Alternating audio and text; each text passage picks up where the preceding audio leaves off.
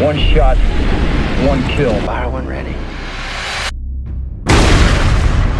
We're basically pinned down, and we're surrounded by snipers. I was going to say, speaking of shit, I told Kate I'd rather be deployed than go back to work. You would not. You would just be the worst soldier, Oh, buddy. Oh, man. dude. You'd be like turfed out for fucking like medical Bro. examination or some Dude. shit. Dude, I'd Start get calling pot, sick. yeah, I'd get pot shotted between the sheets for sure. Oh, Oh, get me out of here!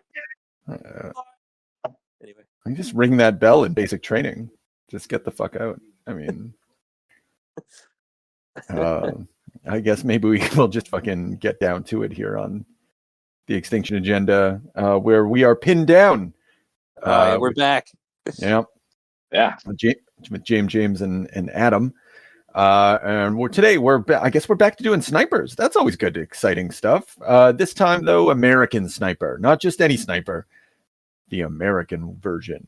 And from 2014, Academy Award nominated American Sniper, directed by Clint Eastwood. I think we all commented on this, but like none of us, I think realized that this was a Clint Eastwood movie. And I don't think I did. Yeah, and like obviously you find out when you watch it, but I don't know. I don't know if I like Unforgiven is a big deal, but I really can't say that Clint Eastwood movies really do it for me. I can't think of a single other Clint Eastwood movie that. Did he direct that one? Unforgiven, yeah. Oh, I didn't know that. Oh, there you go. Yeah. Ignorant over here. Yeah, well, that's fun. I mean, like, but for the most part, actually, Space Cowboys. I love that movie. That was a good time. Seen that at least twice. Sorry, I'm just looking at his filmography is absurd. Over 50 films. Like, what the fuck? I guess it's just been around for a long time. But anyway, Addikins, American Sniper. How'd you feel about? Cowboy? Yeah. I was looking forward to it. I thought, what was the last one we did? Did we do the Kubrick film school movie last? Yeah. So I was like, let's move up a few rungs on the ladder, caliber up here. I was really like into it when it started, and I don't know, maybe I just had a good buzz going, and it really spoke to me at the time in the moment. Mm-hmm. But it just seemed really intense. I thought like some of the opening scenes, especially his first kill in Iraq, it was just like, oh wow, like that was a really intense scene, and I thought we're really in for a ride here. And I'll admit, I watched it over 2 nights, so it was broken up, but I don't think that really changes. No, this movie itself is broken into 2 pretty clear parts. Yeah, and it was almost my break almost lined up with those defined 2 parts. Mm-hmm. The first part felt kind of like a propaganda movie in a way, but also like had a video game sense to it. Like later that night, I played Battlefield 6. So I was just like, I just want to play a first-person shooter. And I found that more satisfying than the movie, and I think that said something about it. It just it seemed very surface level across the board to me. I didn't really feel like there was a lot of character depth. The dialogue was like, it was really not great. It was kind of clunky and clumsy at times. It was just a very, and there's a lot of, criticism like this online. And it was like, it's very, just boiled it down to good versus evil and black and white. And totally saw that coming through. Did not get into like the complexities of the war. Like they kind of made a tie into 9/11, which, obviously was questionable at the time and has since been, proven to be not true. Mm-hmm. Then when I found out it was Clint Eastwood, and I don't know why, I always held it in higher esteem as a director, but I have nothing to really stand on as to why I felt that way. Maybe Flags of Our Fathers, Letters of Iwo Jima. Yeah, maybe that's what it was. So when I found out it was him, I was like, oh, this is going to be good, especially after the first little bit. Mm-hmm. And then it just kind of like, I don't know, as it got towards the end, like I just kind of felt like it dragged for a bit. Like it was just like 3rd tour, 4th tour, and it was just like, I got to protect my boys and got to go after the bad guy, the butcher, and all this. And then when he like his dialogue with his wife, I found was just like awful. Like it was just like I don't know, like if he was inspired by like Forrest fucking Gump on this or what, but it was just like really fucking bad and clunky. And then I thought about it, and I was like, if I made that movie and I finished it, and I was just like, I watched the whole thing, would I be proud of it? And it was like, there's no way in hell. Like it didn't do anything for me, and I really thought it was. I think the only sort of silver lining or like highlight for me was, and maybe this is I haven't seen a lot of war movies about the Iraq War, but I thought it really kind of painted a picture, realistic or not. It made it seem like absolute fucking terrifying hell, urban combat in Iraq. And I'm sure it's way worse than it actually looked on film. But I thought they did a good job with that. They had that nice, like gritty sort of camera tone to it when they were, in the urban combat, riding around in like armored vehicles and just, running out onto the street. Like it was madness. So that like spoke to me more than the overall movie itself. But otherwise, yeah, it just kind of went downhill pretty quickly for me, and kind of like a couple chuckles at parts that were not meant to be comedic. So I'm a little curious now. Which parts? Wow. Sorry to put you on the spot. You know what? I can't even remember. Like, okay. I usually take notes, and with this one, I just had my pad out, and I didn't even write anything. Like, I didn't write a single goddamn thing. Okay, like it was not inspiring to me to take notes. I was just like, this is garbage. And then like once I'm done this, I'm gonna go play Battlefield 6 and be way more entertained and have a better time. And that rung very true last night. Yeah. And I like Bradley Cooper in other movies. It just didn't do it for me. His character just didn't do it for me in this one at all. And that's super surprising because like I didn't feel that badly about this movie. I do think that it was, even though it was an anti-war movie, I think in the final analysis, it's a pro-war movie. I'm not sure how you managed to do that, but leave it to Clint Eastwood. He figured it out. I think it's because Chris Kyle, like he died. Like so, they had started working on this movie even before Chris Kyle was killed, and so like they're halfway through production, like or at least writing the screenplay. And Clint Eastwood. I think they were finished. I close to finished because I thought Bradley Cooper spoke to him. We did. They did. Like they were working together before his execution, and so, but they hadn't finished. I watched, I paid for the permanent rental with all the special features and stuff, so I watched it behind the scenes, listening to the screenwriter. Oh, interesting. And so they got really close to. Now I feel Chris Kyle. Sorry, I'm starting to mix their names all together. Yeah. And then they learned about his death or whatever, and I just can't help but think that contributed to the fucking schmaltziness of all this thing. Like they felt like the wife's involved in everything. Like it's a full on hagiography that they must feel sort of like beholden to the memory of the person that they just got so close to, and it feels like it kind of infects the film. I'll shut up in a second because I know, James, I not only did I cut you off, I haven't let you talk. The depiction of mental illness was pretty good. I thought, like Bradley Cooper / Chris Kyle, when he's like coming back to the regular, into civilian life or whatever, but he can't really adjust. That form of distraction that he has, like he's not out of control, like, but he's also out of control. And it just feels like a tough guy dealing with a mental health crisis. We've all seen it coming up in Timmins. And that kind of rung true to me. James, how'd you feel about American Sniper? I don't think I hated it as bad as you guys. So right about at the 75% mark, I started actually like reading about what the shit show that happened around production, like you were just describing, like the actual murder of Chris Kyle, and I was like, oh shit, this has changed for sure. This is what changed the end of the movie and the tone and the direction. I actually even read that they filmed him being murdered. Like did a dramatization of it, and it was like absolutely despicable and horrifying, and the wife vetoed it. Yeah, okay, that's fair. And they were like, let's not do this. This is not what anybody's memory needs or that the kids need to go and sit through. Like, yeah, because he gets killed by a schizophrenic guy at a shooting range or something, right? Like they got like executed. He got shot 6 times in the back, severed his aorta and his spinal cord, and then so did his friend. That's shot in the top of the head and executed, and then bro went to Taco Bell. And then came home and told his sister what he did. And then they arrested him, and then he went for an insanity plea, and they were like, no, you're getting capital murder. Because you killed a fucking military hero. two war heroes. I think the other guy was some kind of military hero also, this other friend. Jesus. Yeah, what that is, though. Like, that should have been in the movie.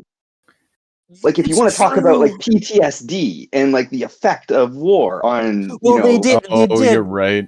They did, and it's just that they did it in like a highbrow way because they showed him at the end, like he was taking him out. There's a bad feeling with the wife. Yeah. I'm gonna take this guy out. His mom wants me to help him, and then, and then it went sideways. You said about how he went to Taco Bell after, and then just nonchalantly goes home and tells his sister what's up. Like, that's fucked up. That should have been in the movie. That would have elevated, I think, my view of this a bit. The ultimate problem is that that character just sort of comes out of nowhere and has no gravitas. He's just this shifty dude that gets into the pickup truck, and the wife looks nervous. And you're like, well, that's not enough to do the work that they're trying to accomplish. But James, I think we can all imagine why they didn't include it, and we don't have to imagine. Like, like given the type of I use the word hagiography. This is about a saint and his death. It's true. This is a saintly movie about a war hero, even though there are seeds of other things. But I think that Bradley Cooper. So the thing that caught me off guard the most is I picked up on what Adam was saying too, the choppy dialogue, because I mean that bar meetup with his wife when he first meets her. That's worse than like a college movie script. Like that was hard to watch. And I just didn't. I know I pick up what you guys are saying, but I did feel that Bradley Cooper.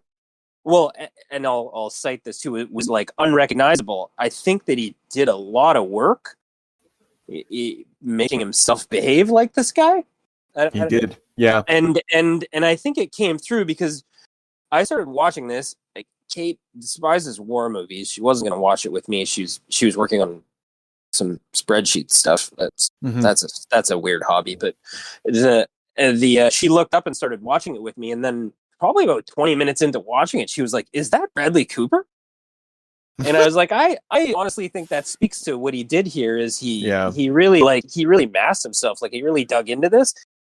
And I think it was impressive. And there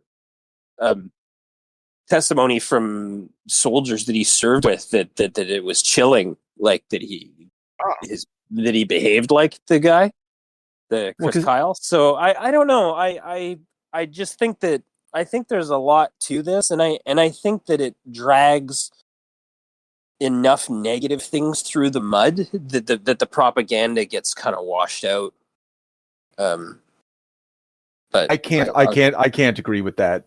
Okay. Yeah. Here's why. Okay. So let me the way that Chris Kyle is able to overcome his mental health crisis finally and reintegrate with the family is because he's able to defeat the shadow sniper, finally able to have that moment to defeat the Arabs, like the Orientalist other of him.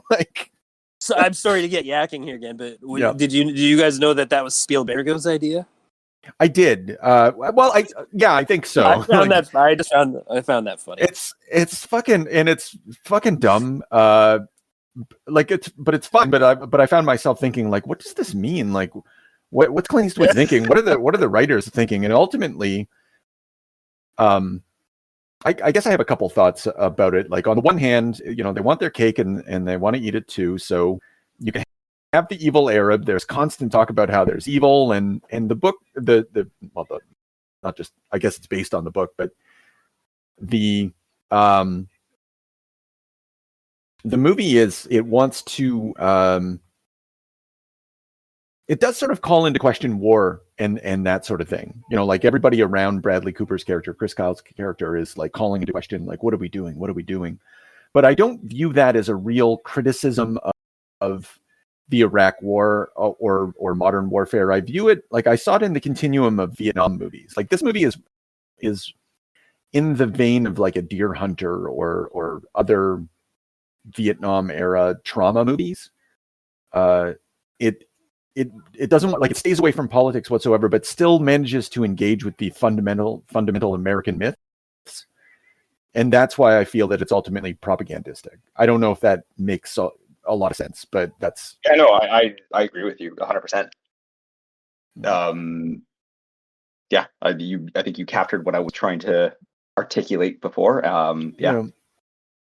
I don't know. I feel that there is now maybe I'm doing a little too much like undertone reading, but I feel like there is some things brought into question. One of them is Chris Kyle's mental health. Like he's like, I have to go back. I have to go back. I have to go back. And he's constantly. And then the other thing that happens is there's a conversation where at a couple of points in time in the movie where they discuss his kill count. Yeah, they go, they've credited you with 160 kills. That's remarkable. He's like, they were trying to kill my men, and I would sit and take a testimony on any of those shots I fired. And it's just like that calls into question that he was like a mad dog shooting Arab people. And I just think that his mental health being questionable and those like kind of undertones being laid out, that there is a question here that this is just like blind patriotism is like just sort of shelled out in like sort of a form of like insanity. And like you say, it's a tough guy just struggling with his mental health and he's not coping with the world around him, and things that he's doing are not based in reality. But I like I said, I may be dragging the undertones a little more than. No, I think it's kind of the other way around, and like I don't think you're wrong, and I think this movie does a magic trick, because like I hear all what you're saying, and I think you're right. I think everybody in the production thought that they were doing one thing, and if you just sort of watch the movie, it is about those things. But then you also have to like just stop for a moment and then think about the rest of the things that happen in this movie. And then you're like, well, like it's an anti-war. Sorry, like I'm just repeating myself. It's just an anti-war propaganda movie. Like people didn't watch this movie and think that Chris Kyle wasn't the baddest fucking dude. I don't know what people. I don't think that people learned like the whole controversy around the Punisher skull derives, I would imagine, from this movie. So, believe it or not, I didn't. Apparently, that was later from George Floyd protests where the real backlash came. Fair, because the police were wearing it. This was the first time it was like my point used outside of the comics, I guess. Right? Yeah. Well, what I think though is that the police started using it because of this movie. For sure. Yeah, and I think that I think that the general. I'll just be a dick. I think that the general American audience would not pick up any of those things I just discussed. And they would just be like, this guy's an absolute fucking unit, a hero, a patriot. Yeah, and Punisher on our wardrobes. Yeah, like we too face the darkness of the barbarians at the gate. And then have trauma. Like I know he really does have trauma though. You kind of feel kind of bad for him. I think this goes to my opinion that like I didn't feel as badly about it as Adam felt. I actually even found the bar scene pretty charming. I think there's parts of this movie that I just found like sort of naturally charming, but I think it's because I feel this movie is very small. It's very chintzy. It like nothing about it feels like a big end production. Like even the military scenes, they're not like. I guess they have the realism of daylight, but they don't feel. I think it's because so many children pick up weapons, and Chris Kyle is constantly just like, oh, I don't want to shoot another kid. You're just like, that's not what this is like. No. I don't think that's what this is like. And that goes to my propaganda element as well, right? Like, fucking savages sending out women and children to kill soldiers. Yeah. I also children. And the butcher. I mean, the butcher. The little fucker had a grenade. You know. Yep. That drill thing, though, I think that's the kicker, man. Like anyone who says like this isn't a propaganda movie, I will just play that scene for them and ask for their opinion. What do you think of this? Like? Please comment. It seems to be a dude dressed like he's straight out of the Aladdin movie, drilling a kid's head.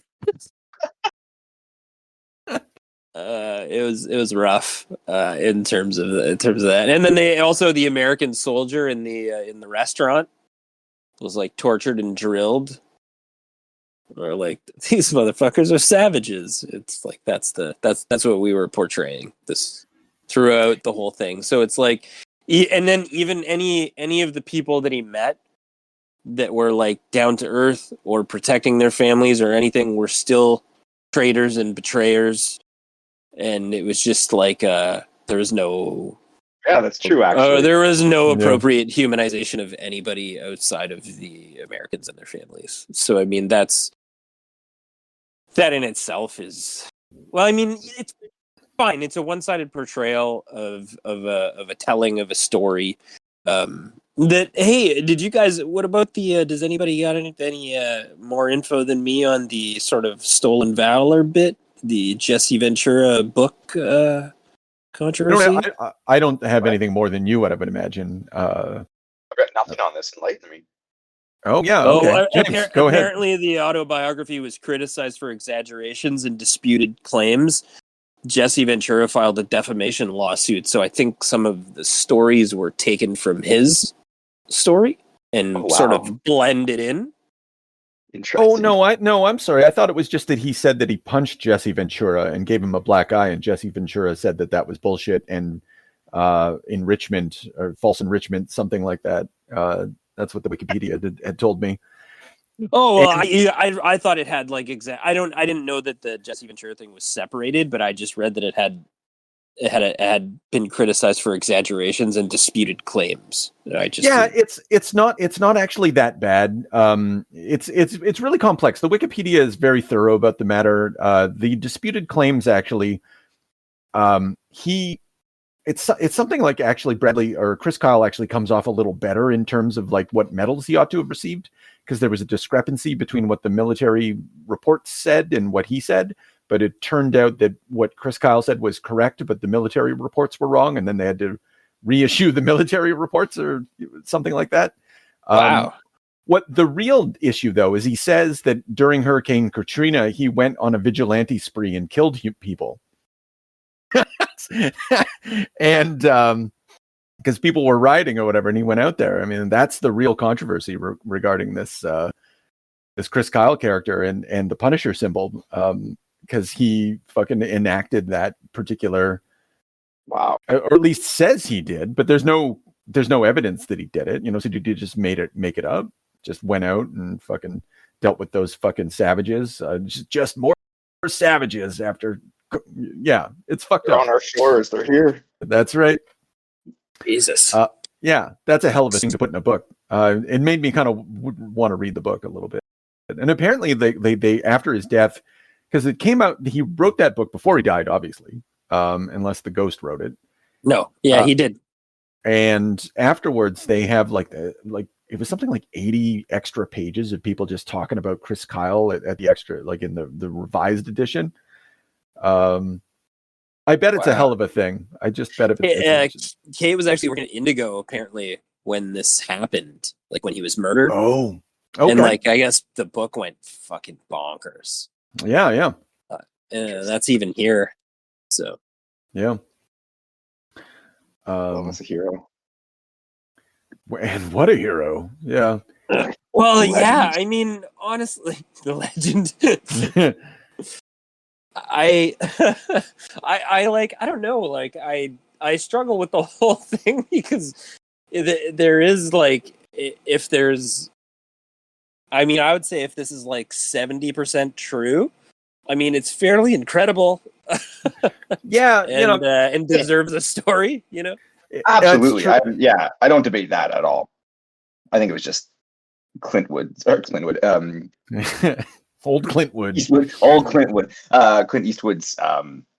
delivery that left a little something to be desired on it all. Well, because I just found myself kind of bored with the shots. Like there wasn't a lot of it was just pretty plain Jane. And on the one hand, you want that. I think what surprised me, and maybe this just says a lot. So what else was it was nominated for the or the screenwriting, or the screen play was Best nominated. Picture. I think it ended up winning something for sound or something like that. Yeah, it did. Okay, yeah, Best Picture, Birdman fucking wins. Jesus Christ. Yeah. Nice one. Yeah. So, but I'm just like, okay, listen to this, the list: Birdman, American Sniper, Boyhood, Grand Budapest Hotel, Imitation Game, Selma, Theory of Everything, Whiplash. There's got to be. I feel American Sniper doesn't belong in like not all those movies are very good. Actually, The Imitation Game was absolute garbage. So maybe it's just, but just I don't know. Like you put that up there with Grand Budapest Hotel. That's, but then again, Birdman won. So like taste doesn't matter. Even without knowing, like I didn't look up the other films that were nominated until this evening. Yeah. Even without knowing that, like when I just read that this was up for Best Picture in whatever it was 2015, I think. 14.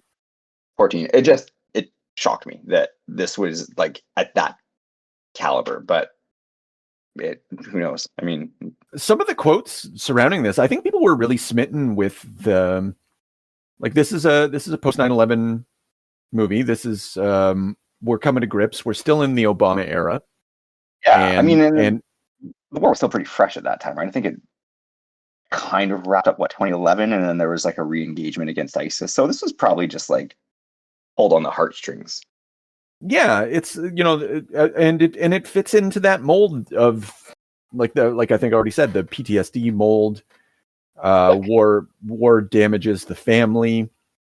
I think that's ultimately what this movie's sort of moral message is like, war is fine and good, but if it damages families and men, like it beyond, and he would have been fine like if he just stopped going, but he the one tour and just sort of was like, okay, did my bit.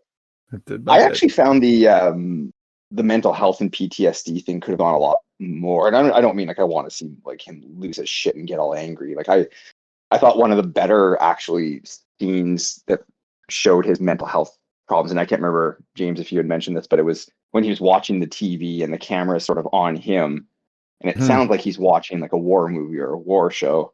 And then the camera sort of does like a 180 around the room to behind him, and there's nothing. He's just staring blankly. Like I thought that was maybe one of the better scenes in the entire movie, but I also felt like they didn't kind of go enough into his mental health. It was just sort of like these little like sort of splashes here and there, and then it was sort of like he talks to that. I don't know if it was a doctor, but he's at that like I think the VA. Yeah. And then it's having the conversations about that guy who was telling the story about his hand being blown off and he went to reach for a cigarette. That's something he was over his hand. And it was almost like the next scene, he was like, oh, I'm cured. Yeah.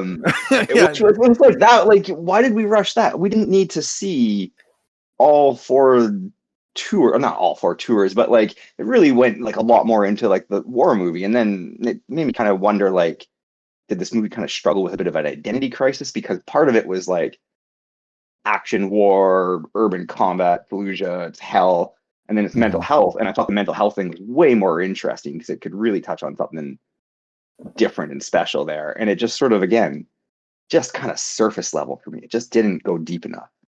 I think that it does attempt at gestures towards psychology in the form of, as I already said, like, in order for Chris Kyle to reintegrate with the family, he must face the dark other sniper in the form of the Arab man. And maybe more interestingly, though, there's the speech by the dad at the beginning about the sheepdogs and like that bullshit story that has entered into the American psyche through this movie. We'll see it echoed again later in post 9/11 March, James, when we're doing movies. I have a plan, point A to point B on this shit. The sheepdog thing, but like, remember, like the dad he's like, I give you permission to like beat up kids or something like that. And he puts the belt on the table. And then when Chris Kyle finally breaks, like, what does he do? He grabs that belt and he's about to fucking whip the dog, like his dad would have whipped him as a boy for not having been a good sheepdog. And it's, you're just like, well, that's what we're doing with this movie. Like, this is about, it ends up being more not about war, but about like the trauma of if not an abusive father, then, well, actually an abusive father, who instilled a certain ideology that like propelled him into war. But none of that shit is fucking, that's there to read, but like, that's not actually there in the movie. I think they think it's there. Yeah. That's another undertone thing where it's like, it's like you say, you kind of have to dig for it. It's not really, it's not really there out in the open, or it was like maybe like an interesting idea that could, because that whole, it's the same thing when he starts like taking his own kid out and he's like, stopping a heart's a serious thing. We're gonna do it together for the first time, and it's like, that's actually fucked. That's not something that a good father or a normal person does. And that this is part of like the American hero ethos, the American gun, ethos in it. And it's like, it's problematic and it's there in the film, but it's not, it's like you say, it's not there enough for you to take away. It's just little sprinkles that kind of give you something deeper to dig for, but the overall tone of the movie, like if you just ride this thing like an action movie, well, you just got a real American hero fucking movie, and that's it, and that's the whole thing is that's the whole problem for me too, was it could, like you say, like Adam was saying too, you could lean into that a little bit more and be like then have the doctor be like, hey, you could help people here as well. And then he's like, I'm cured. Now I can help soldiers here as well. I don't have to do another tour of duty. And then he decides to just go sit and do health clinic stuff with vets. Well, that's bizarre. Well, because he redirects, like, the scene is like the Chris Kyle, pardon me, Bradley Kyle, he's just like, the only thing I feel bad about is that I didn't protect my boys or whatever. And then the psychologist is like, oh, I'm going to redirect that impulse towards healing, and then success. And you get a little bit of the growth of that, but you're right. Like, it's just like, we're all repeating the same thing. It was just too fast. And so as a consequence, his death does not end up being connected to the very sort of PTSD that Chris Kyle suffered from, which is what the movie needed in order to. Well, that's actually apparently a big contention point for his wife too, was that she believed that guy to be a schizophrenic, premeditated psycho killer, and didn't want his PTSD connected to her husband's death or whatever. So, like you said, I don't know what part her influence played in directing the end of the film to be missing that. Yeah. But like I don't know. Like you guys say too, I feel like it's negative, because I think that it could have helped the cause more than it would have hurt the cause. Yeah.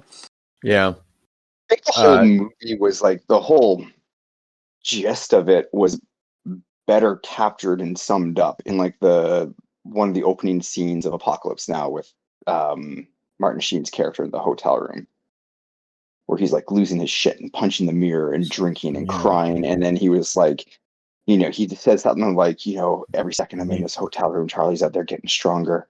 When I'm in the jungle, I just want to be back here. When I'm back here, I just want to be in the jungle. And it's like, that's like this deep inner like monologue. He's losing his fucking mind. He's like punching, he's bleeding.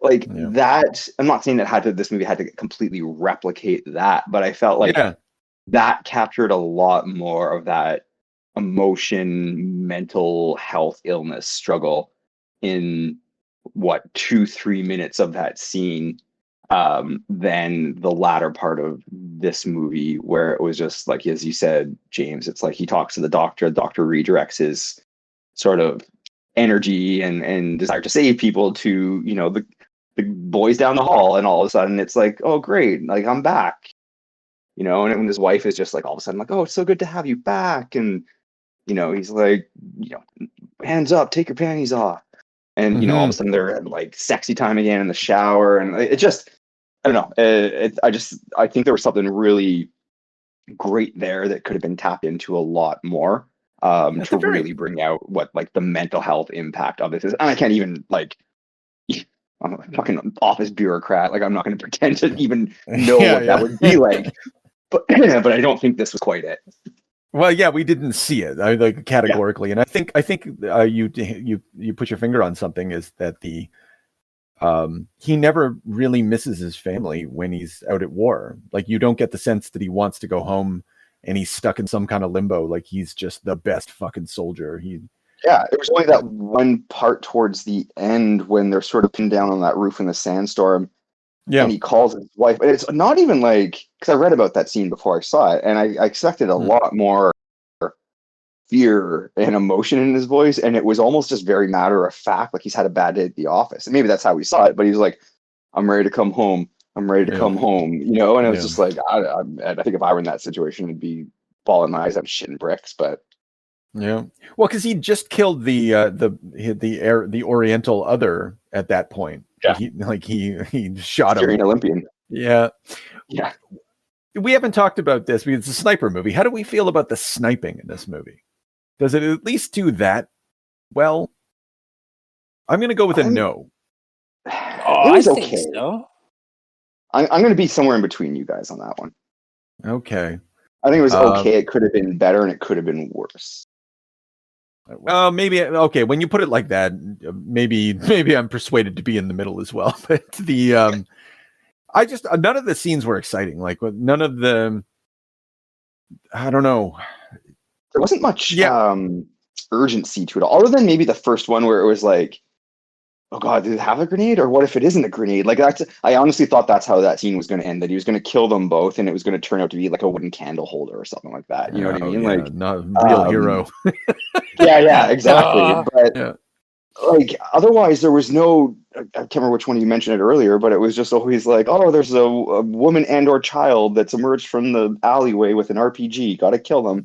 I never really felt that real sense of urgency, and even and this is kind of cold to say. I know this was a fucking war movie, but like even the soldiers that were sort of in the sights of the Iraqis when they had the RPG, like I didn't know who these soldiers were. I didn't have any attachment to them. I didn't give a shit. Like from a movie viewer perspective. So I didn't feel like the stakes were high enough in any of the sniper scenes to be like, ooh, like my palms are sweaty. Like he's got to make this shot.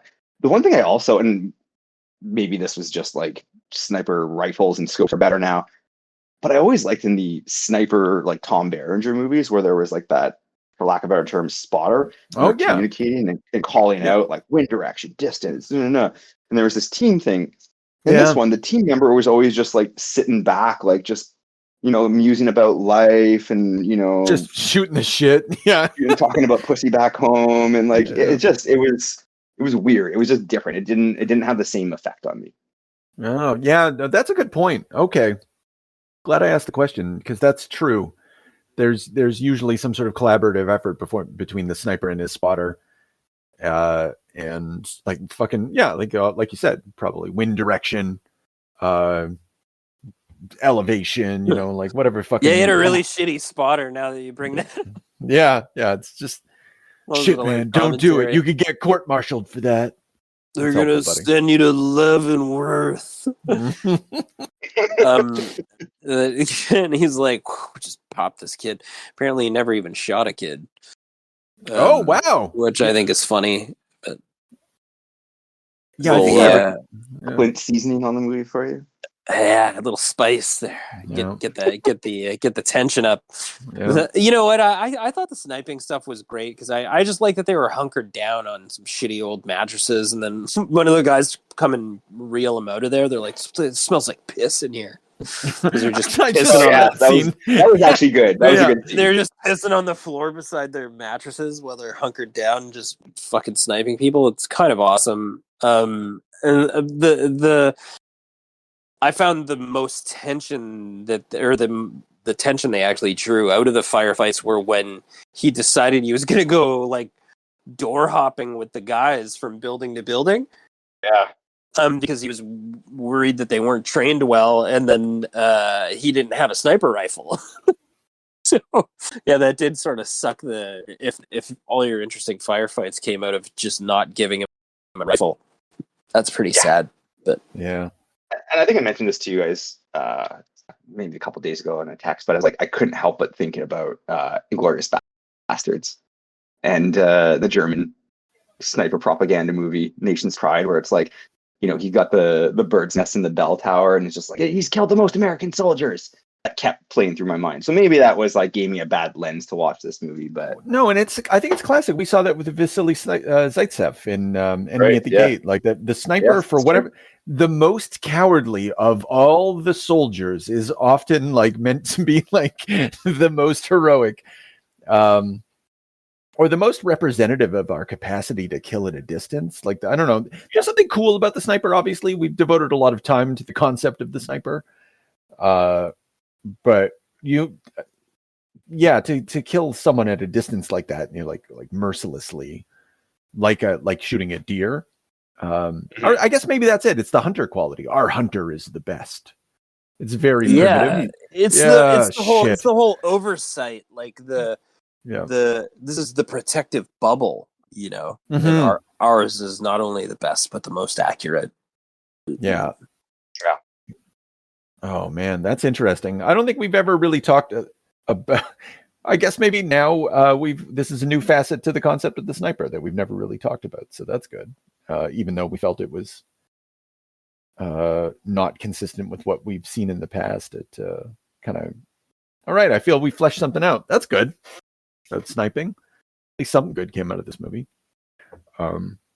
I don't know. It was fine. This was not an Academy Award movie. Like, I don't really give a shit about the Academy Awards, but every once in a while I'm like, what, really? This? And I felt that about this thing.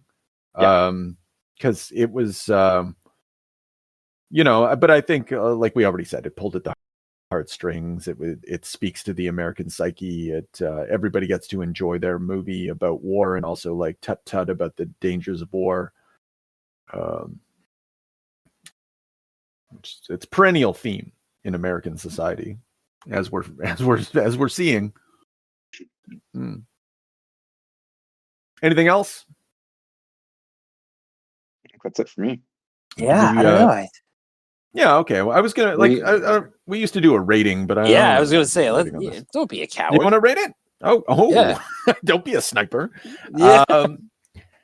Okay, I'm going to give this 6 50 caliber bullets out of 10 because I was entertained. I was given things to think about. Bradley Cooper's performance was very, very good. His wife was hot, and I kind of actually I'm gonna. There when they read out, and some of the themes were presented in a really like bold-faced manner, which as I grow older, I do come to enjoy. 6 out of 10. 50 cal. All right, you know what? So okay, you guys have changed my mind about Bradley Cooper's performance. Now I take back what I said earlier, because I haven't thought about how he plays in other movies. This was different. He put on 40 pounds. He 5,000 calories a day. He worked 4 hours a day to build a giant fucking moose body. That's incredible. 5,000 calories is hard to do. Yeah, that's crazy. Yeah, dude, I've done 4,000 for a while, and that was tough. Yeah, I bet. Yeah, so I think I'm gonna give it the same rating, the 6 out of 10. Okay. But I don't know. I don't have quite as glowing a review as you. I mean, I was somewhat entertained. That sounds like a 5.5. Don't fuck with my rating here. No, I'm just kidding. Yeah, maybe 5.5, 5.25. You know what? Yeah, just why a not? margin above 5. Okay. Yeah, it was okay. I mean, I wouldn't recommend it. I think it's a movie that I had a bit of a higher expectation for, and especially when it kicked off in a very intense way, like it kind of got like almost right into it. I thought it was going to really carry that adrenaline and go deeper into the whole mental health aspect, but it came up short for me. So yeah, 5.25 butchers for me. Wow. Yeah. I'm giving it 7. I'm giving it 7. Arab drills out of 10. It was just fucking great. I don't know. It was just like it was so American. It just, I don't know. This is the most American piece of American awesomeness that I could have imagined it would be. And then it has this great surrounding lore. And then I got to read about a murder trial, and just what a shit show. It's just got so many layers of American horror that I was staggered. Well, I was pacing around after I watched it. I was like, this is what a disaster zone. So I don't know. I just think that's just it's a really special thing in a really special time and place. And yeah. But that's not wrong, Yeah, but no, I guess I can't argue with that. I do find myself asking the Adam question, like, would I ever recommend this movie to anyone? And I'm coming up short. I'm coming up a little short. I do not feel impoverished having watched it, or having read about it, or watched any of the behind the scenes stuff. I did find myself genuinely curious about it. So but that just gets to my 6 out of 10. Like there's great tile work in the background. Some of these soldiers are just standing in front of these fabulously tiled walls in Morocco. Looks great. I noticed that too. Oh, is that where we're shot in Morocco? Yeah. Yeah, I was wondering that. Where it was shot. All right. Well, that's that. If you like excellent tile work on walls in Morocco, then this movie's for you. Recommended. What? That's the only way recommended if you're a big fan of that. Yeah. Glory is something some men chase and others find themselves stumbling upon, not expecting to find them. Either way, it is a noble gesture that one finds bestowed upon them. My question is, when does glory fade away and become a wrongful crusade, or an unjustified means by which consumes one completely? I've seen war, and I've seen death. Detail, your turn, who? Hot, on. Ready, aim, fire. Ready, aim, fire. Ready, aim, fire. Freeze it, on.